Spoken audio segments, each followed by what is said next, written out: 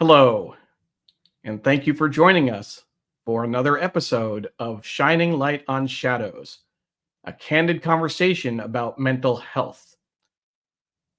Our guest for episode 15 is Dr. Rochelle Kritzer, and we're going to focus on the importance of community support, groups like NAMI, etc.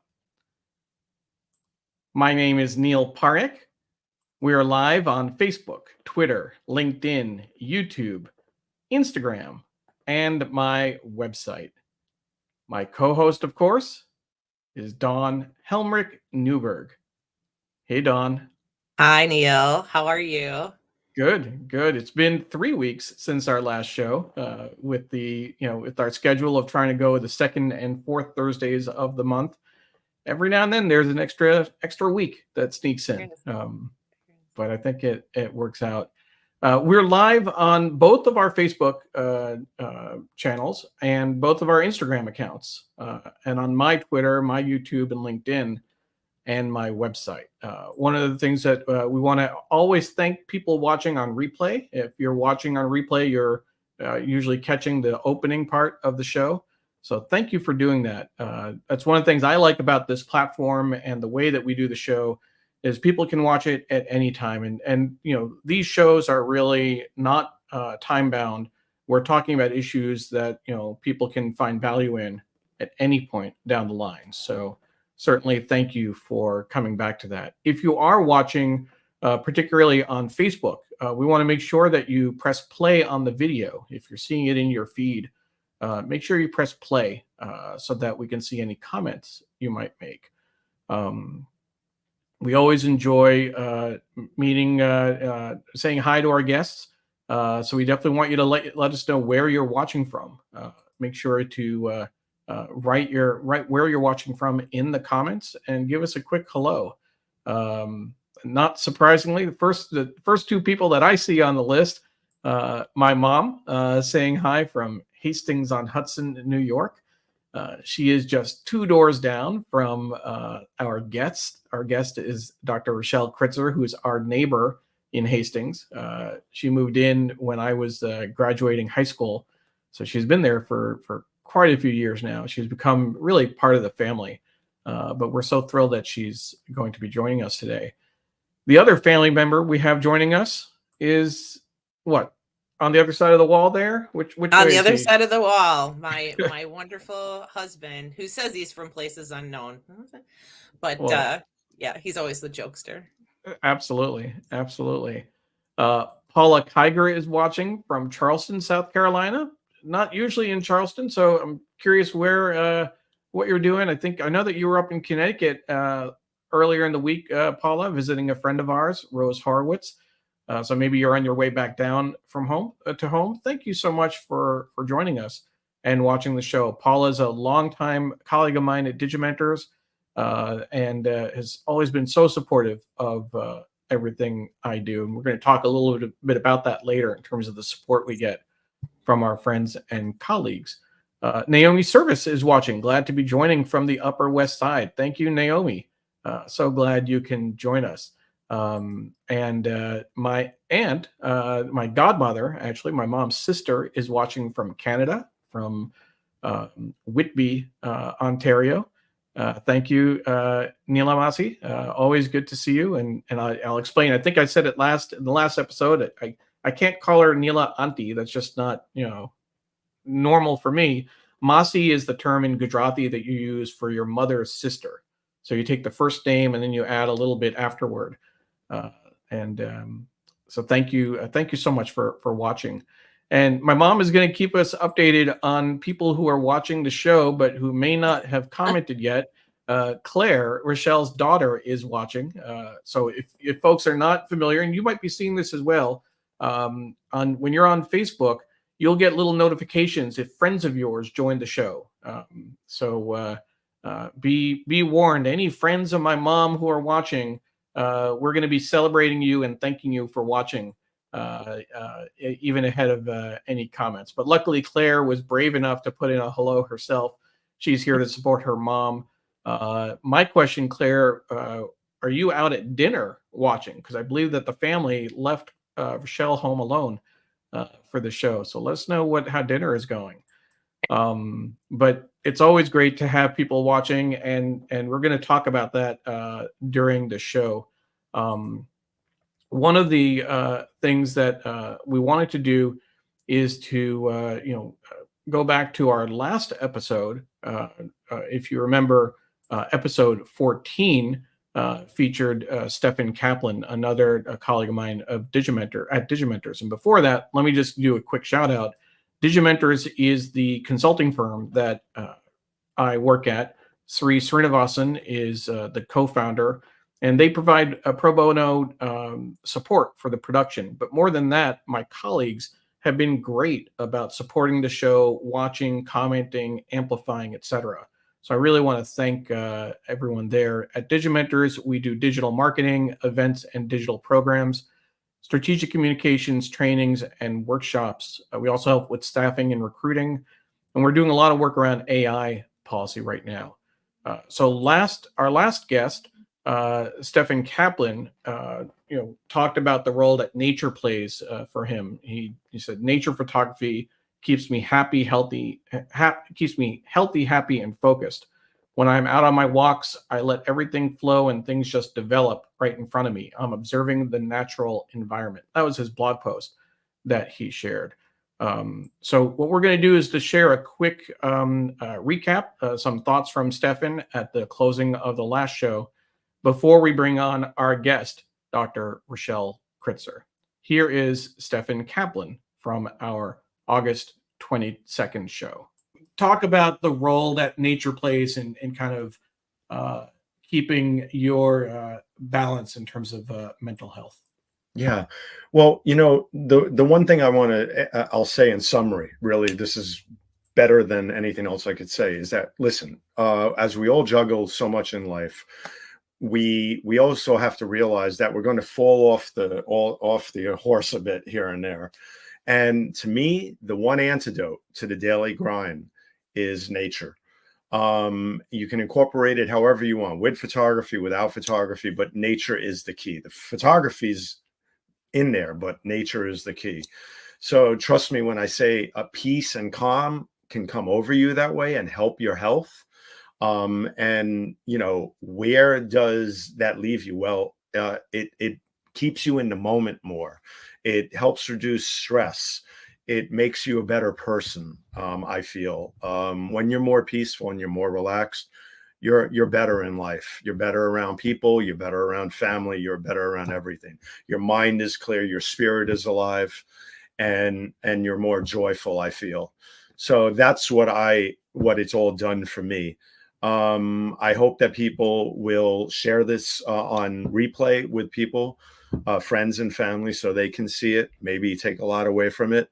But as Dawn, Neil, and I all concur, it's what brings you joy, and what gives you the most purpose in life, in helping yourself and helping others. And I think that's really where I'll stop and leave it at that. But thank you, Neil, for allowing me to do this show, to share my insight on nature and photography and how it's helped my mental and physical health and helped spur my creativity to new heights, or take it to new heights. I thank you both. That was Stefan Kaplan sharing some thoughts from last week, and he is putting in a comment as well. Always wonderful to be here supporting this fantastic community you guys continue to build to help others. So thank you very much, Stefan. Really appreciate it. And I do want to note on a technical note, Stefan asked whether we're seeing comments on LinkedIn. We are not getting comments today on LinkedIn, so I'll have to keep an eye on that. Denise Fortner is watching on Facebook. Friend of mine. Friend of yours, Dawn? Friend of mine. Yeah. We went to high school together. And Tiffany is also a friend of mine, went to high school together, and she was a guest on our show. She was a previous guest as well. So let's go ahead and bring on Rochelle, because I know that she had some thoughts about Stefan's talk about nature and the role that it plays. and then we'll talk to Rochelle about the importance of community support. Rochelle, so great to have you on the show. Dr. Rochelle Kritzer, I should say, before I get scolded again. Hi, Neil. Hi, Don. I'm so happy, to be part of this. As you know, I've watched a lot of them and really value what you're doing for the community. And it's great not only to be part of the neighborhood, but now part of the Shining Light family in person. Absolutely, and it really is. It's a family, and it's a community we are building up, and we'll certainly talk about that more in a little bit. But I want to bring you on after Stefan's video because I know that you also enjoy nature and see the beauty of being outdoors, particularly in Untermeyer Gardens, near where we live, near where I grew up, and spent some early days. Talk about the role that nature plays for you. And I'm going to show some of Stefan's pictures while you do that. Oh, I love that. Yes. I think for all of us, especially during the pandemic, when we were so isolated, being in nature is something that we valued even more. You can't take that for granted. And I think that's so important to our collective mental health, to have those moments of awe. And being in gardens or in nature, it connects you to all of your senses. It does a lot of emotional grounding. It gets you out of your head. I'm not really thinking about my to-do list when I'm, noticing a beautiful flower or walking through a garden. And I think it's just so important also, even for the environment, for kids to grow up and have that experience in green places and to value nature and then take steps to preserve it. So I retired from 30 years as a school psychologist, and I Yeah. still work as a consultant psychologist, but I am going for a certificate in therapeutic horticulture because it just is a great passion of mine. Therapeutic horticulture. I love that so much. That's so cool. So cool. Just like You told me that. Stefan. Yeah, just like what Stefan said, like being out in nature just makes me happy. It's just like, and I think people can find whatever experience it is, what puts you in that zone, whether it's activities you like, places you like, or connecting with people. And I think we all know that, like there's some people who give us energy, some people who drain us of energy. And how can you make those self-care boundaries, Sure. to optimize what you're doing? Awesome. So as we do with most of our shows, we have a topic that we want to focus the conversation around. This one is focusing on the importance of community support, particularly groups like NAMI, et cetera. But I want to also share, you wrote a blog post. I want to share kind of an excerpt from that. You wrote about the power of online support groups. Mood disorders and ADHD run in my family. My husband and I, as well as our 3 children, had to develop new strategies to cope with the changes and challenges that came with the pandemic.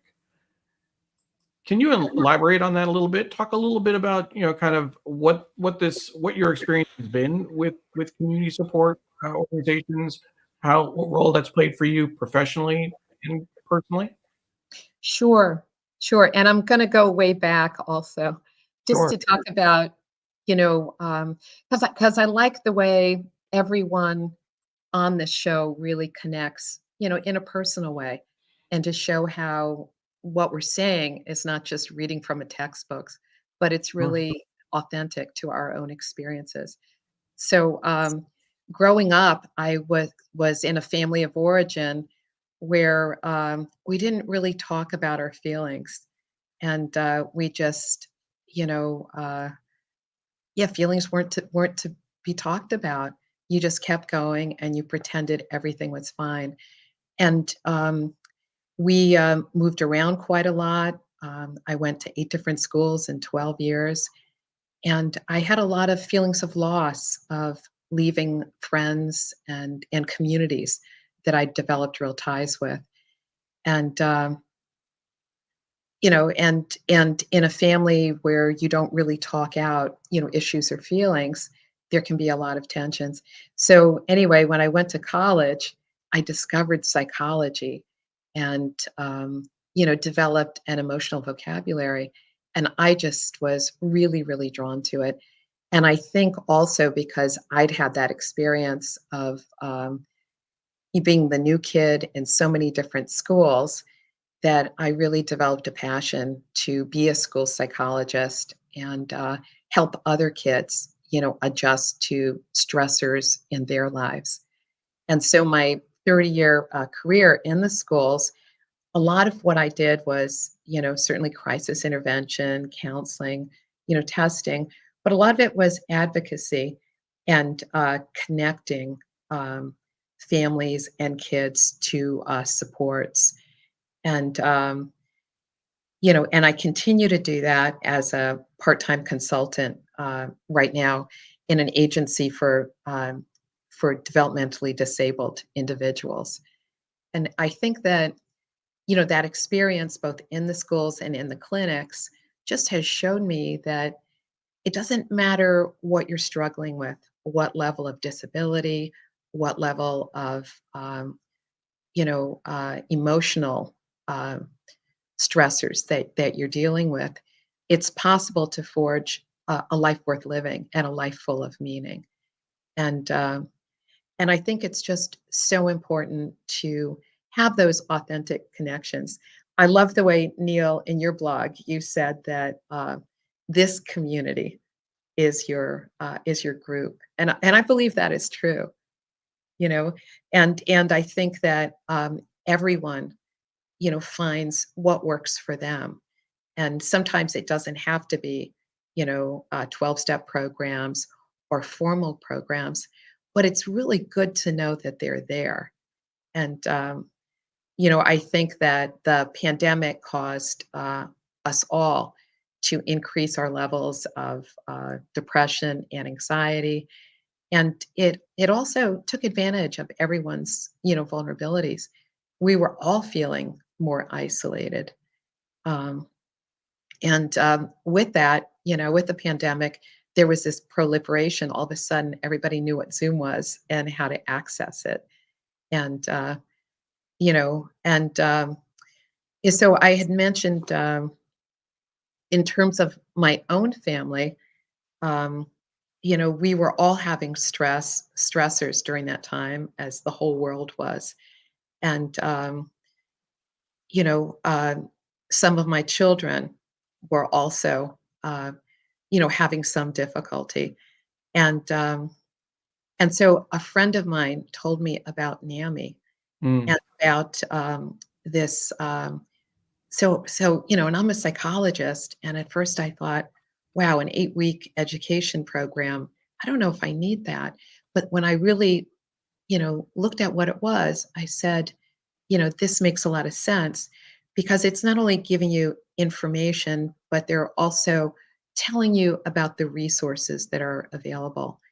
And so I would highly recommend it. A friend recommended it to me, and I did the 8-week course, and I had my husband also do it with me. And then from there, I joined a support group through NAMI, and it's once a month support group. And that's through NAMI Westchester, I'd assume? Through NAMI Westchester. Yeah. And this is their website. They have support groups that meet, the first Tuesday of every month, second Thursday, a family and friends support group, parents, caregivers of adolescents and young adults. Yes. And then a NAMI connection support group. You participated in more than one group with them, right? Well, I did the education group, and then I do the monthly support group. And both of my sons, encountered some periods of depression, feeling very isolated during the pandemic. And my daughter also had some difficulty with mood swings. and had some more difficulty. And she's actually going to come on the show at another time and talk about her experience. So I'll leave that to her. Yeah. But anytime, and then of course that's stressful on the whole family. But I just I can't say enough about how wonderful this group is. A lot of them are loosely based on 12-step programs, so they're very structured, and I think there's something about it that's really gives a lot of support. You see, you do check-ins, and you see how everyone's lives has this, kind of ebb and flow and up and down. And it's a group that can celebrate the successes. And it's interesting to me because, again, it's an online group, but we've become incredibly close. And it also, I think, just helps us all to, to persevere and to realize that, the challenges are okay. Sure. We're up to it, having that support. Sure. And I think, crises in general, like, just your whole general network will support you if it's short-lived. Like a crisis is usually 4 to 6 weeks. But when it turns into a chronic condition, like a mental health condition, most people can't relate to that if that's not something that they're going through as well. So that was really helpful. Sure. And we did have some periods of crisis. And then I found another group, DBSA. It stands for Depression and Bipolar Support Alliance. And I think that, I live in Westchester County, but I think that both of these groups are nationwide. And that was really helpful to me because it's mostly composed of younger people in their 20s and 30s who have diagnosis of depression and bipolar and are actually, living their lives and figuring out strategies to help them, deal with the issues. But I want to bring Dawn in because I know in her blog post she wrote about her experience with NAMI as well. Dawn, your the quote that we have, their blog post, your life is worth healing no matter the circumstances. It was several years until I learned that places like NAMI and the Healing Center existed. I spent a lot of time with unhealthy coping skills and suicidal ideation, barely making my way in this world before truly getting the help I needed. Was NAMI a source of support for you when you found them? So, in a sort of a roundabout way, and I wanted to make mention of the fact that, and you alluded to this fact, NAMI is a national organization, but there are subsidiaries or franchises or whatever you want to call them, in most counties and most states. So, what I would highly recommend you go to your local NAMI if you're looking for some type of support group. For me, I didn't attend like support groups through NAMI. That was really the Healing Center for me. But I did, when I found out that NAMI existed, it gave me pause to be able to understand that there were other places that I could go to and community resources that were available. And, in my blog, I really talk about how, after I was raped, I was like, basically just like handed a pamphlet and, sent on my way. And that feeling of like loneliness and fear was so great because I just had this like major life altering thing happen to me. And I had no support. I had nowhere to go. I didn't know anybody that had been through a situation like that. And I had this one pamphlet with a phone number on it that I could call. And so things have really changed over the past 30 years, and they have more advocacy and more people who are available to, help walk you through. But, I really believe that my network of people was so monumental in my healing journey and my ability to then turn around and do advocacy work myself. And and even co-hosting this show with you, Neil, is something that I don't think that I would have ever gotten to that place without a network of support, without support groups, without therapy, without people around me that I could turn to, and that understood the things that I was going through. Because I think a lot of those things are situational, right? And Rochelle, you pointed this out, that if somebody doesn't, like, somebody can be with you for a couple of weeks, but when it becomes chronic, I lost a lot of friends after I was raped because I was an emotional wreck. And people didn't want to be around me. I wasn't a great person to keep company with at that time. And a lot of people left my life. And so when I found supports that were really, people who had experienced things similar to what I experienced, it was this freeing moment. And I suddenly felt like I was not alone. And I think for me, that's what community support really, really means, is that you stop feeling so isolated and alone. Sure. I do want to point out, and for folks who are watching, if this is your first time watching the show, Dawn has shared her story previously several times. She and I are both survivors of sexual assault and abuse, so we do refer to that sometimes for context. But this week is particularly important.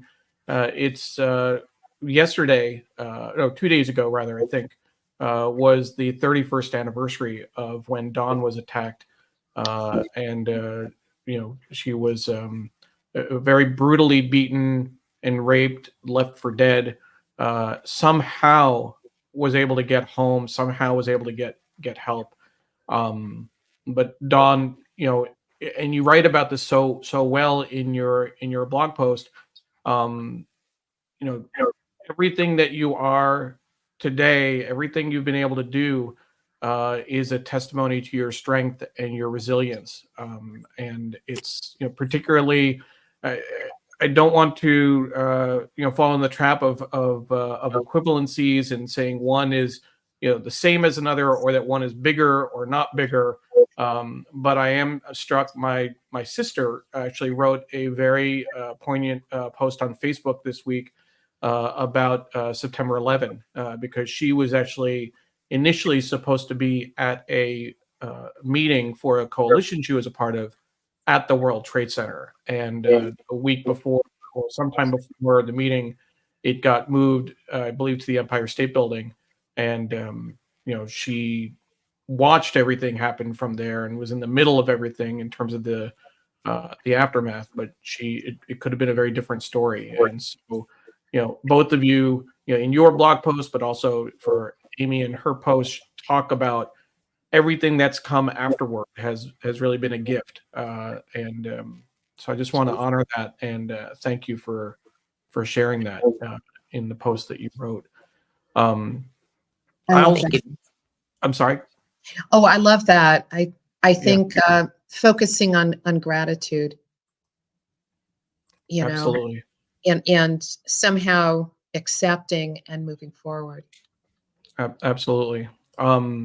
I'll have to say that when we were planning the show and thinking about we're going to talk about the role that groups like NAMI and support groups have played for us, I was at a loss. I really didn't know what I was going to contribute, and I was even slow in getting my blog post done, because I didn't I haven't had that experience.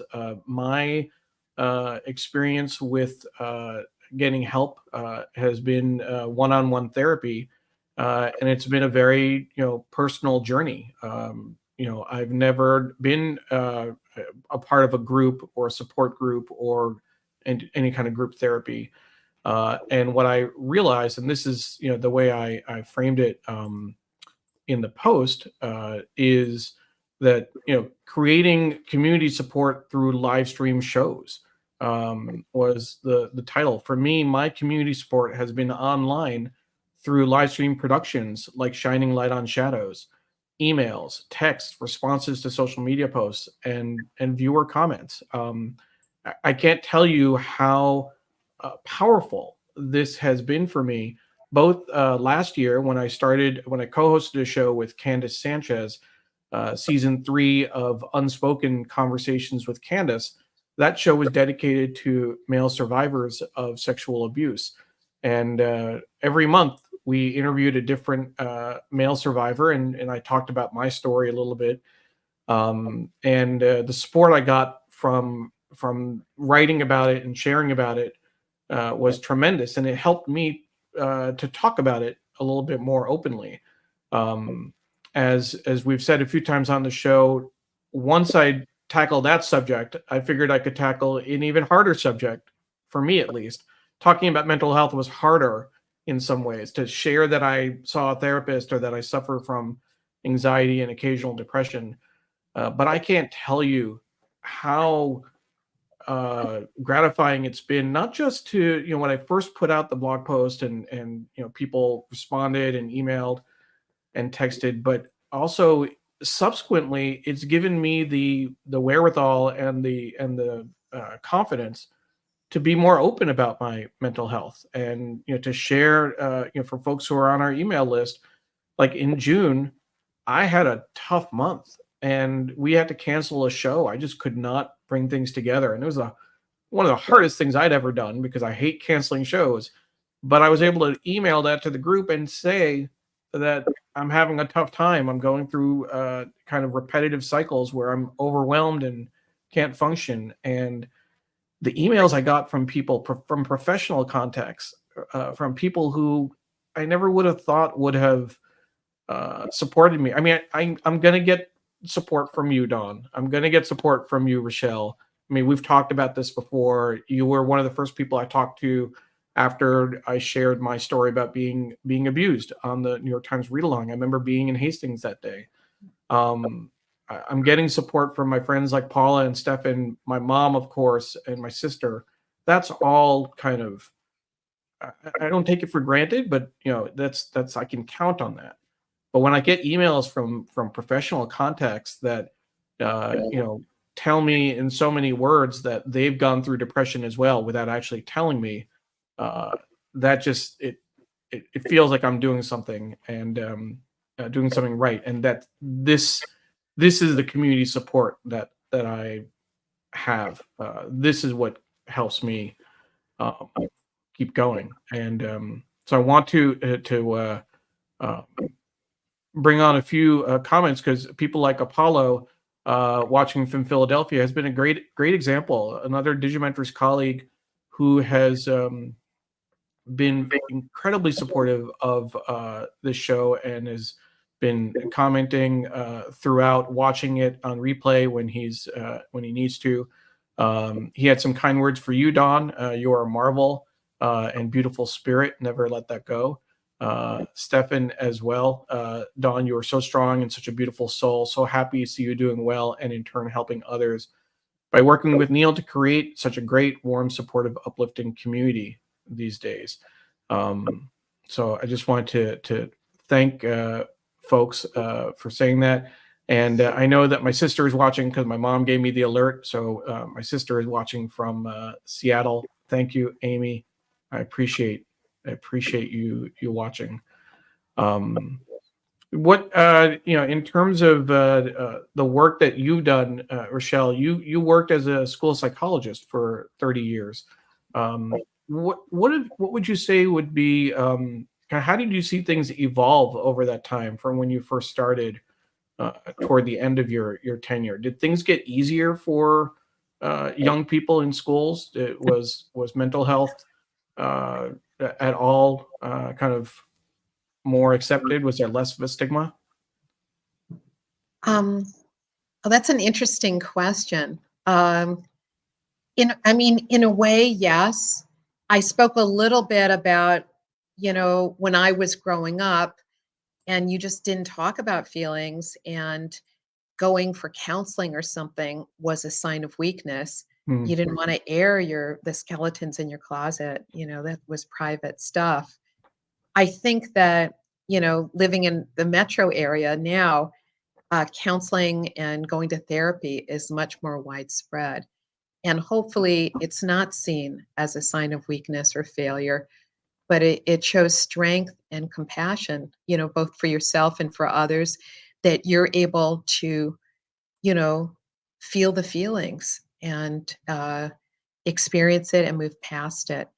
And, the other thing is that feelings have a function. They're there to tell us, pay attention to this. I know we've talked about, the Pixar movies, Inside Yes. Out, and Inside Out. I'm a huge fan of those. So in some ways, I think emotional literacy in the schools is on the increase, and in fact, here in New York State, it's part of the curriculum now, where you have to have some social emotional learning. Um, Unfortunately, I think this generation has been referred to as the age of anxiety. Mm. And, in some ways, I always say, I think that the current kids in school are part of an unwitting social psychology experiment, because we don't fully know, the impact of social media and on the developing brain, and also marijuana being legalized. For kids whose neurological system are still being developed. They say your neurological system isn't fully developed until age 25, Yeah. Yeah. so, and I mean, I know a lot of people who find it helpful, but, I have a feeling that maybe the age limits will be changed on that once, research comes out. We had a guest on our show, Sarah Wilson, was our guest, I think about 2 months ago. She works as a therapist in Washington State, a former colleague of mine, primarily working with young girls, girls and boys. We've focused mostly on her work with teenage and 20-something girls, and she spoke about that. But one of the things she spoke about was what you just mentioned, the impact of social media, and I know Dawn wanted to talk about that as well. Yeah, I just wanted to ask you, Rochelle, about social media, because my kids are 22 and 23, and so they came, like, they grew into their teenage years in this world of social media. And we had to have a lot of conversations, because they're constantly on their screens, they're constantly on social media. That's how they communicate in every way possible. And I was just curious if you had seen, you said the age of anxiety, if you think that those two things really play a role, social media and anxiety, in the mental health of young people. Oh, absolutely. Um, and I think that, the face-to-face conversation, the just in person, I still think that there's so much benefit to that. I mean, we're talking about, support groups that are online and in person, and I do find that tremendously helpful. But in terms of kids, you know, they're comparing themselves, and I think that the social media companies, they program them to be as, attractive and addictive to all of us. And I just think there's so much empty time spent on that, comparing selves to others. And it's especially detrimental to girls, to teenage girls. And I know that this year a lot of schools are limiting or banning cell phones, in classes, because, in my experience, a lot of times the kids would get a pass to go to the restroom, and then they're there for a very long time, catching up on the social media. And, it's, I'm glad that the limits are happening. The other thing kids were doing was using cell phones to record students and staff in school. and then putting it out of context. Sure. So it can get really crazy. I I think think there's time and a place. Yeah. And I think too, not just kids, right? But us as adults, like that's Absolutely. why on my social media, I kind of like try to balance like the good things with the not so good things, because a lot of times, as adults, what we're seeing on, Facebook and whatnot is all the good things that are happening in people's lives, which is really wonderful and fun. But at the same time, it makes you look at your life and sometimes be like, well, how come I can't go on all these trips, and how come I don't have this, and and so I think even as adults we do that compare and contrast. For sure. Absolutely. Absolutely. Rose Horowitz is watching from Connecticut. She says it's so great to hear that schools are starting to limit cell phones. Usage in classes is pervasive. I'll share that, for the Sunday show that I produce and occasionally guest host, we had a guest about a month ago, Julie Shelfo, who does a lot of advocacy work around cell phone usage among kids. And we actually I hosted produced the show, and then went back after we were done. We watched the whole episode with Pam and Emily because of the comments she made about social media and kids, and that really helped us kind of really cement in our minds that we had to really get Emily to spend less time on YouTube, among other things. She doesn't have any other social media accounts, but it was really eye opening. It was definitely eye opening. It's a huge issue. I want to say hi to my sister, Amy. She's in the car. Had trouble with Wi-Fi, but she can hear now, and she said, "It's so great to hear you speak, Rochelle." And Stefan said kids should definitely have very limited time on their phones in school, with social skills affected more and more by digital distraction. More face-to-face interaction can only be a plus. But I think you're right, Don, that it impacts adults as well. It takes a little bit more. It's hard sometimes to when you see pictures scrolling by, and you see the lives that people lead, or at least that you think they lead. There's a natural pressure to wonder, well, am I getting out enough? Am I, having enough fun? And it certainly lets self-doubt creep in. No question about that. And I think, we're talking about support groups and how to reinstate that balance in your life once a big stressor, changes that. And we all experience stress, but, talking about cell phones, we're also talking about balance. You know, there's some really good things about cell phones and social media because it does keep us connected. But just like you're saying, how much is too much? We live in a capitalistic society that's always, eat this sugar or this salty thing or drink this soda. And how do we have that balance? Yeah. So having support wherever you can find it, whether it's in a specialized group, having close friends. I don't know if any of you watched the Blue Zone, but they were talking on No. that show. There were some What's the Blue episodes. Zone? Oh, There's is that certain the Blues Clues successor, or no? no.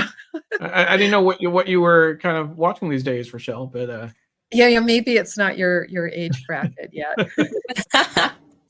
But there's places in the world where people live over 100, and they try to figure out like what's the key to that. It's not just genetics, but it's having a social connection, having meaning, exercise, eating well, being out in nature. It's all of those, self-help or self-care, all those self-care skills that you're always talking about on this show.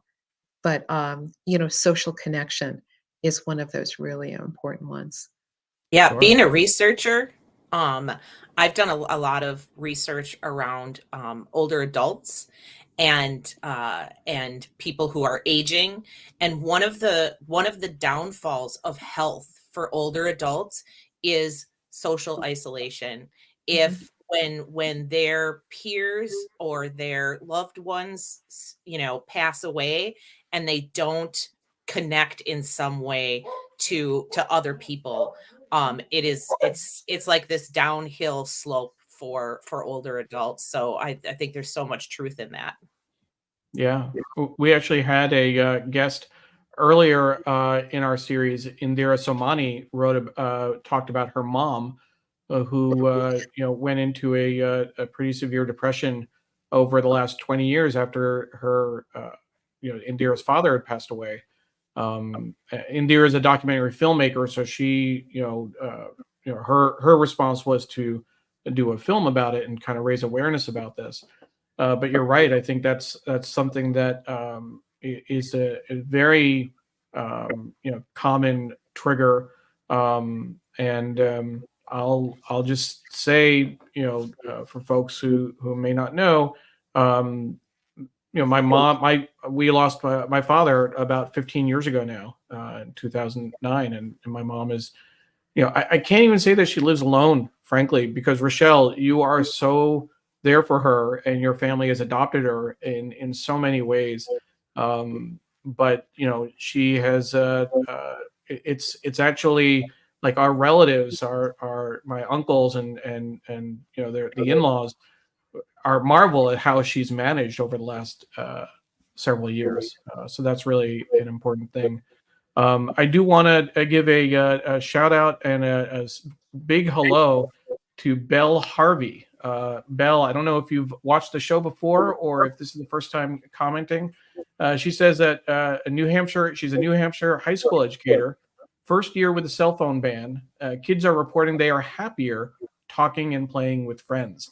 And Belle is a former classmate of mine in high school, Hastings High School. And Belle, so thankful that you are watching and joining us for the show this week. Hopefully, we'll see you again. But appreciate that insight. It's something that we really do want to try and encourage across. Stefan knows all about the blue zones, apparently, Rochelle. Learned all about blue zones when I worked with AARP's Life Reimagined initiative. Definitely a great concept and life initiative to look into. Even adopting bits and pieces of the philosophy can be a plus. As we're bringing in comments and saying hi to folks, I want to make sure that I don't forget Tim Sohn was watching on Instagram earlier. Tim Sohn is a friend and colleague of both mine and Stefan's. So thank you, Tim. Appreciate everyone watching, regardless of what channel, regardless of whether or not you're leaving a comment or engaging. We appreciate all of the support and particularly people watching on replay afterwards. And Amy also says thank you for always being there for my mom. So we really do appreciate that, Rochelle. We have still a little bit of time left. If you have questions for Rochelle, please let us know. If you want to talk about your experience, if you've had any experience with NAMI, we'd love to see it in the comments.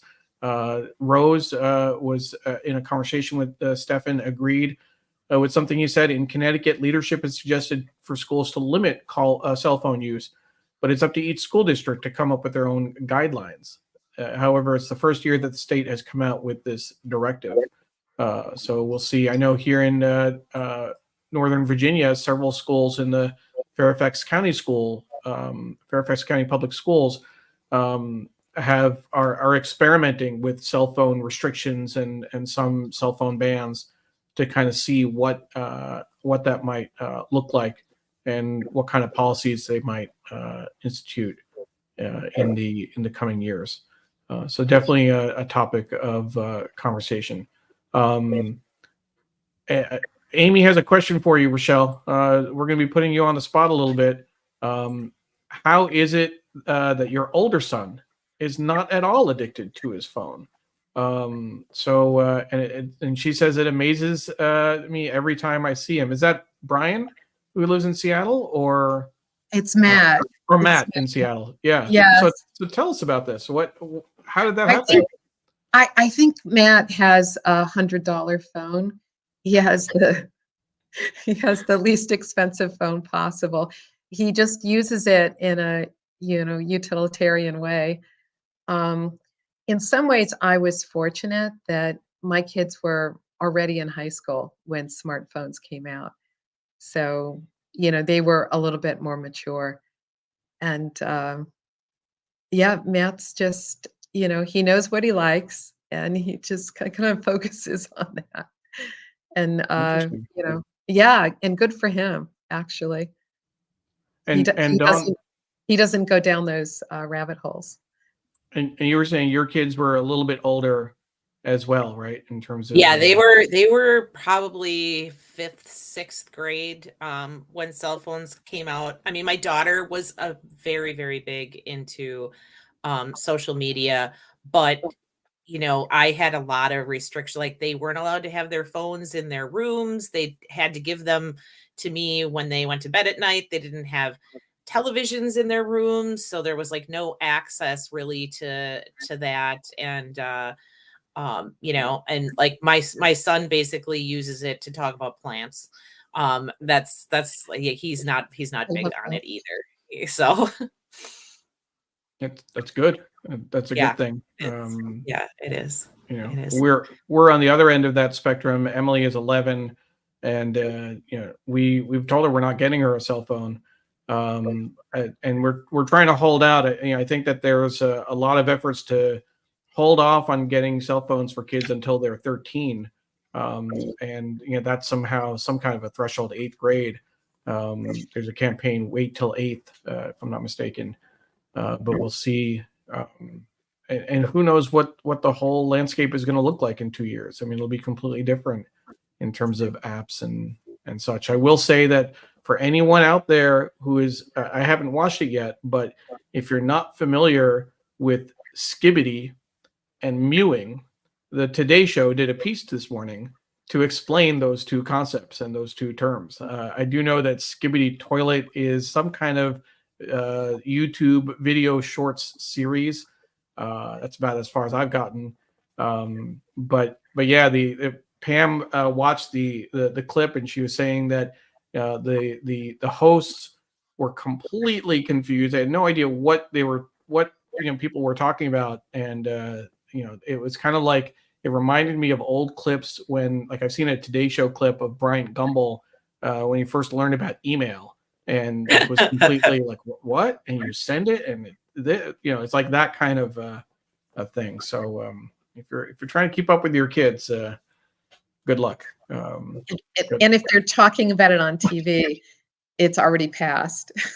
Right. Yeah, exactly. Amy is saying that Sanjay, her son, is really into sports and uses devices to stay connected and access information, to watch clips, etc. And apparently, Steve introduced Sanjay to fantasy sports, and now he's hooked. So, I don't know if that's. I apologize, Amy. But I don't know if you have any thoughts on this. My mom is asking if you have any specific views about phone use among kids, kind of with your background as in the school system. Do you have any thoughts on that? Well, I think just as you and Don were saying about limiting, we limited the cell phones until the kids were old enough to handle it, and also having some time periods. Cell phones are not on during dinner. Keeping track of the time that they're on it, so that it's not to the exclusion of other things, for sure. Sure. So let's go ahead. We're nearing the end of our show, and we want to make sure that we make a few announcements and share some content with folks. Dawn, you had found a interesting article about the importance of community support. Can we walk through that just a little bit? Yeah, I really, when I found this importance of community and mental health, I was really, really intrigued because it kind of went back to what Rochelle said in the beginning and what you say in your blog, and how community resources doesn't necessarily have to be, your standardized programming. Um, but community in and of itself, it gives people a sense of belonging, it gives people a sense of support, and it gives people a sense of purpose. And I think those three things really sum up why community is so important, whether it's a formalized support group or just your network of people and individuals in your life that are there for you. And as I mentioned earlier, I found an incredible community here online through this show, through the show I did last year, and they offer some thoughts on how to find community, focusing on interests and values and beliefs. So certainly encourage people to check that out if they're interested.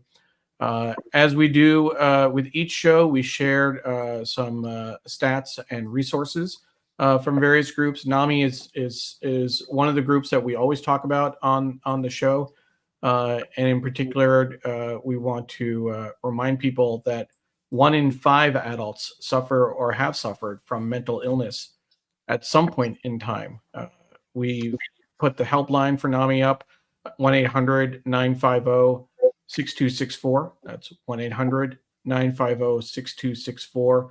I also shared a link to their website to find your local NAMI chapter or NAMI support group if you're interested. Shared that a little bit earlier. We also share these stats from Mental Health America. To help put this in context, 18% of adults have a mental health condition, over 43 million Americans. Mental Health America can be found at mhanational.org, mhanational.org. And as we talked about earlier in the show, Dawn and I are both survivors of sexual assault. Every 68 seconds, an American is sexually assaulted. So we always share the RAIN sexual assault hotline, 1-800-656-HOPE, 1-800-656-HOPE. You can also find them at rain.org. That's RAINN.org. We appreciate the conversation. We appreciate the discussion, certainly, but we also want to make sure that we're providing some resources to people and some valuable tools to help them work through some of these issues. I want to give another shout out to Digimentors, the consulting firm that I work with. It means so much, not just the folks who are watching, my colleagues and friends, but I really want to be very clear about this. When I brought this concept to Srinivasan, I said, "Hey, I'd like to do a show around mental health. Can I use work time and our resources, etc." He didn't hesitate for a moment, and he's been an incredible source of support for me personally and for the show. So I just want to thank him for that. Rochelle, we've covered a lot of ground in this show. We've talked about NAMI. We've talked about the importance of finding community, etc. If you were to kind of reflect on the different things you raised in your blog post, different topics that came up during the show, what final thoughts would you have for folks? What would you like to share with people? For anyone who's struggling with mental health issues, either for themselves or for their family, to know that they're not alone and that there is support out there for them. I think as human beings, we have a tendency sometimes to, push negative thoughts or experiences away and to not deal with them or to blame ourselves or blame others. Why me? Why did this happen to me or my family? And that's a lot of wasted energy. I think that when we're able to seek out support, we can see that challenges can be embraced, that there can be meaning in the journey. The destination, it's not really about the destination, it's about the journey. And if you reach out, you'll see that there are a lot of people on that path with you. And through these hard times, you can develop the skill of resilience. Resilience is only something you develop with practice. So you do have to go through it to get to the other side and build that strength. The other thing, I just want to quote what Neil and Don say on a lot of these shows, is to give grace to yourself and others around you. Practice self-care, positive energy, and support. And just know you're not going it alone, and that a quality life is possible. You can build a life worth living, step by step. And I just want to thank Neil and Don and everybody in this community. I think you're really doing a very big service by opening up all of these conversations and allowing people to see that mental health issues, anxiety, depression, that really affects all of us, but we can all move forward together. Thank you. so That was much. awesome. That Rochelle. was so good. That was so That good. was- and you got my mom's vote of approval. That was a nice summary. Oh, okay. Yeah, it was. So now you can relax. You can take a deep breath. And And of I course, want to say the privilege is mine as well. Just I'm so glad that Suda adopted me and my family. and It's Amy, very much reciprocal. Amy says, Rochelle, we're so blessed to have you in our corner. Totally rooting for you and rooting for this whole community. And to show how much of a family affair this really is, we mentioned earlier that our next show in 2 weeks will feature Claire Philippek, your daughter.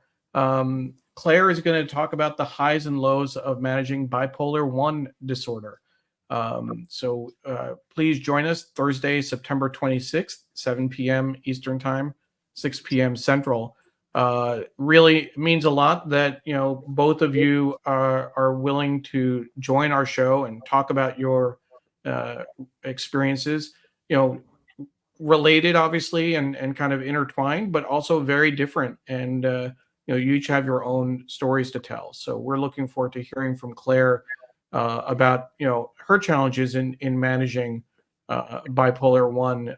It'll harken back to earlier episodes where we had Dawn talked about her son, and Kate talked about her son earlier. This is before Mother's Day. That Kate's son had bipolar as well, if I'm not mistaken, Dawn. So it will be a very interesting episode in 2 weeks. So again, thank you everyone for joining us. Thank you for spending your evening. Shout out to Grace for watching as well. My mom reported that Grace, who is our Amy's live-in nanny, who's been taking care of my nephew for since he was very, very little, also watched. So Grace, thank you so much. And we look forward to seeing everyone in just a couple weeks. Take care, and we'll talk to you soon. Bye-bye.